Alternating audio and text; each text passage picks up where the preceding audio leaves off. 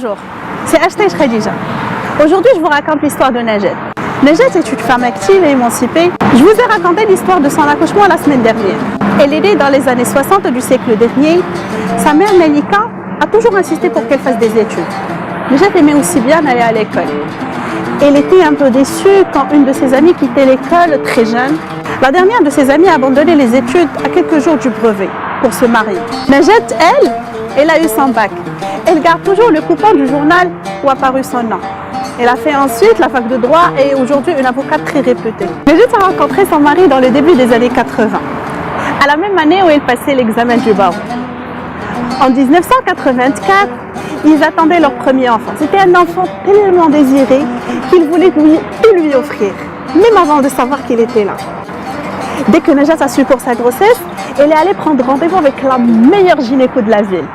Elle était très compétente, elle a couché jusqu'à 10 femmes par jour et avait le meilleur matériel. Ses honoraires étaient un peu élevés, mais le mari de Najat dit vouloir le meilleur.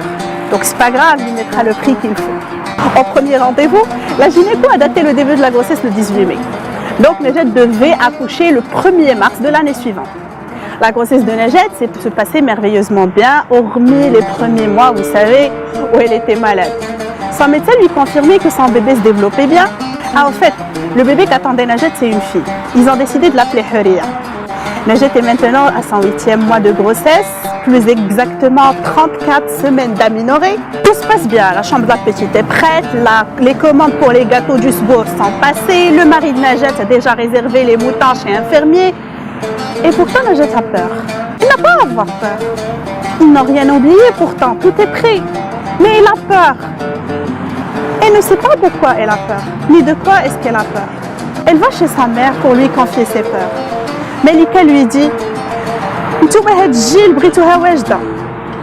de notre époque, on n'y pensait même pas. On n'avait même pas le moyen d'être suivi par un médecin. On a couché seul à la maison. Et tout se passait bien. Vous avez tout. Vous avez le luxe d'être suivi par un médecin, de sous-traiter vos tâches ménagères. Tu sais, quand tu devais naître, j'ai moi-même fait les gâteaux du sbour.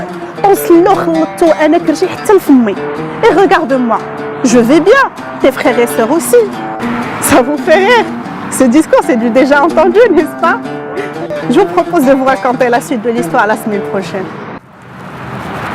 Coucou, merci à vous d'avoir vu cette vidéo. Dites-moi ce que vous en avez pensé. Partagez la vidéo avec les Najat que vous connaissez. Commentez cette vidéo et n'oubliez pas de vous abonner. Moi, d'ici la prochaine vidéo, je vous dis à bientôt.